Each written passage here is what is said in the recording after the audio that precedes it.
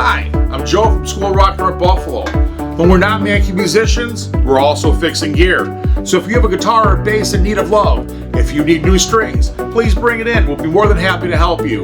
So not only do we do instruction and performance-based music, we also fix gear. So please bring it down to 9310 Treds Road, East Amherst, or you can give me a call at 716-317-7625. Again, School of Rock North Buffalo. We make musicians and we fix your gear. On this episode of Talking About Rock, Rik Emmett.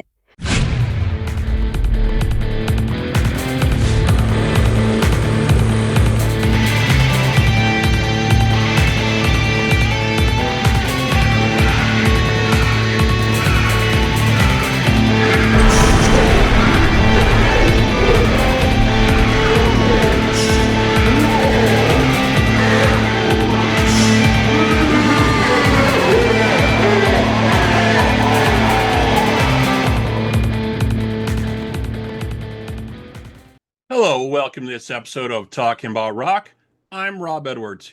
Here we bring you rock interviews from veteran and upcoming artists. Subscribe on our YouTube channel to stay up to date and follow us on our social media and our website, talkingaboutrock.com.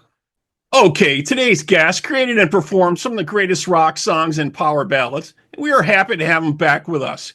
Here to talk with us about his journey creating the book and music for 10 Telecaster Tales with his guitar babs, let's welcome back Rik Emmett. Hello. Hey, Rob. How are you?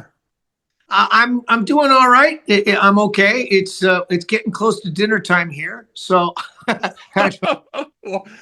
we won't keep you too long then. So I just finished up reading your book here, 10 Telecaster Tales. You know, and thank you for having the publicist send me a copy. Appreciate it. So this must be like the most detailed insight into your process that you've ever done, right? It's like liner notes taken to the next level is what it is. Yeah, I've taken right to the ultimate level. Yeah, self-indulgent certainly, but also one of the things that I think when you get to the age of 71, you sort of kind of go, well, I don't care what people think. This is kind of what I want to do. And this is going to be fun for me. I mean, design a guitar, write a bunch of things, record an album, write a book about recording the album. And yeah, it ends up being sort of the most comprehensive liner notes ever for a solo guitar instrumental record. But man, all of it felt like it was a very organic, artistic, creative process that I enjoyed. So I went, well, I don't care if people think it's selfish. I think it's a great idea. You know, creating the guitar. You talk about that a lot in the book. You know, putting together the music, and like I said, this is like liner notes. You know, taken to the next level. Back in the day, you would just get a little bit of blurbs inside the album, a couple notes, and a couple thank yous to everybody and stuff like that. But I mean, you get in depth here. You know, you're discussing the bonding between head, heart, and hand. Which I thought was really cool, being so essential for the creativity process. Yeah, obviously, I wrote columns for Guitar Player magazine for 13 years, and then I taught college. So just the whole idea of creative process, I was going to go into depth about that on all levels, and I mean draw on those things, but there were other things too, like. The woman that has done graphics for me, album covers and stuff, Janine Leach, she did, like, I think in the end, 25 illustrations for the book and the cover and everything. And that's really cool, the stuff she's did in here. Yeah. It was really fun to be collaborating with her, where she would send me, things that she was doing in her computer. And I'd go, well, how about this? How about that? Let me suggest this and see what, come back to me in a couple of days with some changes. So it was fun. It was like getting to play creative ping pong, on a digital level. And of course, I had my friend Blair Packham come in to engineer the recordings in the first place. And I really like Blair. He's a good friend. We've done songwriting workshop stuff together over the years. And so that was really comfortable and kind of fun. And having him in this room where I recorded it kind of raised my game. It reminded me of the old days at Metalworks where the engineers that we had that were staff guys there, I kind of liked doing sessions with them because it would draw more out of me. I would be trying to impress them a little bit, you know. So that was a great thing too. So just the whole process was a lot of fun for me. Yeah, and this is really neat because we get to see some of your notes. Like for each song, you're basically going through the process and your notation and your tab here from everything that you're doing. So that's the kind of thing you usually don't see from an artist. Like maybe years later, you'll see, oh, here's the lyrics to such and such, or here's the actual notes when we created the song. You don't usually see that in this process, which I thought was really neat to add that in here. Well, I'm glad you like that because I'll tell you, I felt like I was kind of putting uh, pictures from high school with pimples, you know, like I felt like I was, showing naked pictures of myself. And I said to my editor, I know that probably you'll think this is kind of cool, but I want you to be honest with me. Like, I feel a little bit shy about revealing the fact that my charts they're not really charts, and you called it tab, and that's very generous of you because I did an interview with somebody else and he said, Rik, they look like hieroglyphics to me. And I said, they kind of are. They're just kind of Rik Emmett. It's my hieroglyphics so that I can remember what I'm doing and Right. have a reference, but it's not notation, it's not tablature, it's just a combination of the shapes of notes and I write the actual letters of notes instead of writing notes on staff paper. So Right. I'm a little gun shy about making it public, but my editor Michael Holmes said, "No, no, man, this is great. This is like getting to see the Wizard of Oz behind the screen." Exactly. That's what I'm saying. Like you usually don't see this type of stuff when a project comes out. You might see it years later. Some of the notation or some of the lyrics or some of the stuff they scratched on paper to do. But guitarists and artists are really gonna dig that and like that. So let's get into the music here a little bit as well. So I've been checking that out for the last week or so. So the CD opens with So Pushy. So very, very cool track. And I just wanted to start by saying this is kind of alludes back to a little bit what you did in the Triumph days. You'd always put a cool little guitar piece, maybe one or two on all the different Triumph albums. And I'll tell you, my guitar friends were always trying to figure that out until the tab came out for your little lick on there. Yeah. Well, So Pushy was, I mean, all 10 songs are like, things that would have gone as B cuts or C cuts on other albums. In this case, though, So Pushy is kind of a bluesy. It was a 12-bar thing. When I wrote my poetry book, Reinvention, I had put, when I did the audiobook, I put little guitar things to get from one thing to another. And there was this one little 12-bar jazzy thing that I'd written. And I went, yeah, if I write a B section for that, and if I come up with some kind of a riff, and I wasn't sure that I was going to be able to convert it into something until I came up with the opening riff. And that was like the last thing because I was saying it needs something with more energy. It needs something like, I don't know, Jimmy Page would play or Ted Nugent would play. It just needs a riff. Right. And then I came up with it was like almost like a bluesy riff. And I went, okay, I'm on Easy Street now. I know that I've got something. And of course, it's called So Pushy because I do tend to, I like anticipating the beat. I like syncopation. I like going across bar lines. I tend to be a guy that's in a hurry. So I was talking, and musicians in rehearsal, they call them pushes. Hey, I want to do, let's, instead of a downbeat here, let's do a push. And I do tend to do a lot of them. So Right. that's Yeah. me. Yeah, and each track on here definitely, stands out on its own. They all have a different feel to them, a different style to them. So it kind of just shows us your diversity with each track here. This and then you have next is the swirling, which is really neat too. Like I said, every track has its own its own body of work, its own feel to it. Yeah, the second track is actually Funky Scratching. And in a way, I think of it as being the most accessible to, like, when I first wrote them, I thought maybe that should have been the first track because it's the easiest one to get into. And it's like funky stuff, ninth chords, R&B styling kind of playing. Back from when I was a kid, there was in the Toronto scene, first there was, before there were Guitar Heroes, Toronto had its own because we had Robbie Robertson played with Ronnie Hawkins and the Hawks, and then he went and they, eventually was in the band. But he played with Ronnie, and then there was another guy named Dominic Troiano, who he played in local bands and stuff, but he played with Ronnie Hawkins. He took Robbie Robertson's place because he used to go and watch them play all the time, and he learned all his licks. But Donnie took it to another level. He really was a musician's musician. And anyways, that whole thing of sort of funky R&B, it was as prominent in the Toronto scene as rock was.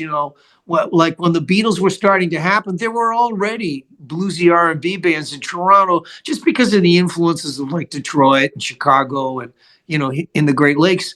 It was a kind of a thing where a lot of these bands would tour around and they'd come to Toronto, and it was a heavy influence. So there were horn bands and stuff, and that was the style. Everybody had Telecasters and everybody was playing that style. So that's Funky Scratching. And then Swirling, that's the beginning of there's like a barn dance suite. There's three things, and two of them are set in triple time, like one's a waltz and one's in sort of in 6/8. And I was I got a commission where I was writing a bourrée for a movie. And a bourrée was a thing from lute suites and dance suites in like the 17th and 18th century. And so that got me thinking about, well, I should, write some stuff that would be like actual dance things. So, a saraband or a jig or there's a whole bunch of them that are standard kinds of forms. So there's an allemande in there, that was a standard courtly kind of straightforward feel, and that's the most classical piece on the. But I'm playing them all on a telly. They've all got a little bit of snotty attitude to them. Definitely. And I love the insight and just the writing for the book itself. It's very, very insightful. Like you mentioned, you had a poetry collection that came out in 2021 from ECW Press. You followed that up with a memoir of yours in 2023, Lay It on the Line. But when I'm going through and reading this, it's almost like I'm reading lyrics to some of your songs because you're really thinking about I think the wording of what you're doing in here. Yeah, I mean, obviously, and I'm glad you mentioned the poetry book because that was a thing that was really like a can opener for my head artistically. To be writing poetry kind of gave me license to and it led to the way that I wrote the memoir, the way that and by the way, when I made the deal with ECW for 10 Telecaster Tales, part of the contract was I also want a second poetry book because I know they wouldn't give me a separate one because nobody makes any money printing books of poetry, but it was that was the deal I made. You got to give me that. So that's coming out in October this year. It'll be called Leaning Into It. Nice. And that was written during COVID. So it's got some darkness and some attitude and stuff in it. But, the older I get, the more I'm sort of damn the torpedoes. I don't care, don't care. Right. At this point, you're just going to do what you want to do. I mean, you've had a great career. You've done so many great things, written so many great songs and stuff. Any thought of maybe having a little bit of music accompany that at all, or probably not? I don't think that'll be. But in the back of my mind now, and first of all, I should say this that I've been doing promo obviously for this thing now, 10 Telecaster Tales, and it's been really nice. It's been very positive and made me feel pretty good. So even though there's a part of me where I go, well, I'm thinking about retiring, and then I go, yeah, well, but maybe I'm never going to retire being creative. So now in my mind, I'm thinking, I've got, about 8 or 9 songs that are lyrics Right. and maybe I can do the same thing, except instead of be guitar pieces, it could be about Yeah. Or songs you with or lyrics. you do like what Alex did with his book Brothers. He released just one song, like an unfinished song, and put the book out just with one song. Yeah, You yeah, can always do that. yeah. Well, I mean, I don't know. I'll tell you what I am going to do. I'm doing all these interviews. I'm playing 2 live shows, and I'm going to play the Telecaster Tales. And I'm going to record it live, see what I get. I'm doing that April 10 and 11 in Toronto at the Redwood Theater, and then my wife and I are going to fly to Paris and have some springtime in Paris, and then we're going to get on one of those river cruises, and we're going to go down from Amsterdam all the way down to Switzerland, and we're just going to take our time and have a kind of a a real vacation, but also a kind of a reassessment of what are we going to do with our retirement? What are we going to do with our lives now that we're sort of in Act 3 of how this all works? I don't know, and I don't want to be so involved in creative projects that I'm not spending the right amount of time with my family. I mean, I Right. had my fifth grandchild here for babysitting yesterday, and that stuff it's pretty important. It's pretty precious. Oh, definitely, definitely. You guys are Yeah, on the road so much with Triumph back in the day, so now it's time to enjoy some of that for sure. exactly. And it's not like I need the money for anything career wise. It's more a question of what will keep me mentally healthy and happy. So I'm going to figure out that balance. I don't know how much time and energy I'm going to keep putting towards writing books and making recordings and stuff. But, so it may be years between things instead of, months, but Right, we'll see. I don't know. right, right. Are you looking at doing maybe any signings at any different places coming up? I know you did some stuff in Canada and stuff. You looking to do anything in the States or anything? Or There's nothing on the books. And there's nothing on my calendar. I mean, I've got a lot of this promo stuff that I'm doing, and I do end up selling a fair number of my books and things in the States. So,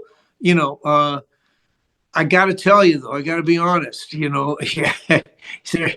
Your president hasn't been a very friendly guy, and I in was going any to say, there's a lot of crazy stuff going on here, and we all see that, and a lot of us shake our heads yeah, every well, day for sure. I know that not all, like, I know that first of all, there were more people that didn't vote than people that voted for him, and then there were almost as many people voted for Kamala Harris. So I know that the majority of Americans are not necessarily sold on what's going on.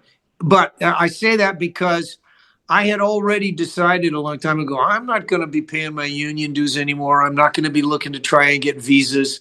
It Right, was a fairly complicated process, and you had to be a member of the union. You had to apply through the union in order to get your P2, all that stuff. And I just went, I'm not doing it anymore. So, and now, of course, there's a lot of Canadians, they're not even, they don't even go to the States for fun.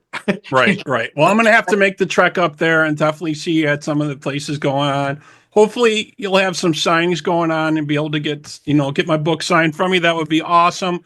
Couple things real quick here. Also, I don't know if you have any memories of that or anything, but any of the shows in maybe the Western New York or Buffalo area, you remember back in the day playing anything for that from the Never Surrender tour? Or I know you Oh, did some stuff locally when you guys did Allied Forces. You did some stuff with Buffalo music and Buffalo radio. yeah. I mean, uh, we only ever got the key to 3 cities.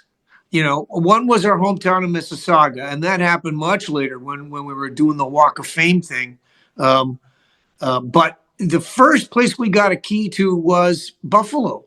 We got the key to the city to Buffalo, and yeah, I mean, I remember those shows at the old War Memorial. Like there used to be like a War Memorial in Buffalo and in In Rochester Rochester. Yep. and in Syracuse, I think too, or an old building that was around from the same era. And so we used to go across the top of New York State, on every tour. And but I'll tell you a funny story about New York State. I once played after I'd left Triumph and I was out on my own. I played an Earth Day on, in like oh man, like on the East Coast. So it might have been Delaware, it might have been Connecticut, I'm not sure, but it was someplace on the East Coast. And it was like April, I think. And we played and it was rainy on the East Coast. And then as we were driving back in my van, at like 2:30 in the morning, it started snowing as we were coming across the top of, like it was lake effect snow. That sounds about right for the area. Yep. It was unbelievable. By the time we were getting past like, Syracuse and on our way to Rochester, there was like 2 feet of snow on the ground and we had to get in behind a truck and just, follow the ruts of the tractor trailer going, oh God, please, we don't want to die. We don't want to die. Yeah. Yeah. That I think of that, upstate New York all the time. That drive was like, a little bit frightening, but yeah, I mean, I could tell a million stories. Yeah, definitely. But yeah, the weather, yeah, we always say about the weather, if you don't like it, wait 10 minutes because it'll change. Like you said, that's kind of what happens. It's You know true. what I mean? So great speaking with you. Do you speak with the guys at all anymore in Triumph and all? You speak with Mike and Gil, check in with them? All the time with Gil because he's got a bee in his bonnet about wanting to do this heavy duty 3D hologramish. Like he wants Triumph to go back and do a tour, not the guys in the band, but like screen projection. Yeah, that's the next wave of stuff. That's what a lot of people are looking at. And he wants to have a band that would have Phil X sort of putting the musicians together so that there would be a live band, but then we would be joining them by playing on the screens and and just all this incredible stuff. And he's sending me scripts, and so he was supposed to call me this afternoon and he got too busy. But yeah, I talk to Gil all the time. Mike, not so much. And he's been down in Jamaica as he does every winter. He's got the right idea. Yeah, So, but yeah, I think there's some stuff in the offing there for sure. And I'm going to mention this just because I know you're American and it doesn't matter much to you, but there's a thing called the Coalition of Music Educators in Canada, and they chose the song "Hold On" as their Music Mondays feature thing that they're going to do for the next 2 years. And so I went into the Metalworks and I re-recorded a version of the song, strumming on a guitar, tuned the guitar down, didn't sing the really high lines. We'll get somebody else to do them. But they're going to put choirs on it and like kids choirs. And I got the famous Canadian producer guy, Greg Wells, who's done like Adele albums and Katy Perry albums. And like this guy's just been, one of the most successful producer writers ever. And he's played keyboards on it. And so there's going to be guest artists. So it's going to be this really cool thing. And I mean, somebody sent me a link and it was like a children's choir, grade 2 to grade 5. And these kids all singing my song in Chatham, Ontario one afternoon, and I like that kind of thing is just so cool. It's so great to have to feel amazing to hear that. Yeah. It's like a gift that I'm getting later in life that I go like, I don't know what I ever did to deserve this, but this is really a sweet thing. You wrote some great songs. People remember those. People still love those. You know what I mean? They still play them all the time on the radio and on the streaming services, everything. Definitely. So folks out there, if you got questions or need more info, you can check out rikemmett.com. The book, 10 Telecaster Tales, you can check that out there. Can you also pick up the book and the CD deluxe set on visionmerch.com. All right. So that wraps up this episode of Talking About Rock. Thank you to my guest today, the one and only Rik Emmett. Thanks to our sponsors, Unleashed Music and School of Rock North Buffalo. And to all our listeners and our fans, thank you for helping us keep the torch alive, and we hope you support live music wherever you are. Rik, again, thank you so much. Thanks, Rob. It was my pleasure.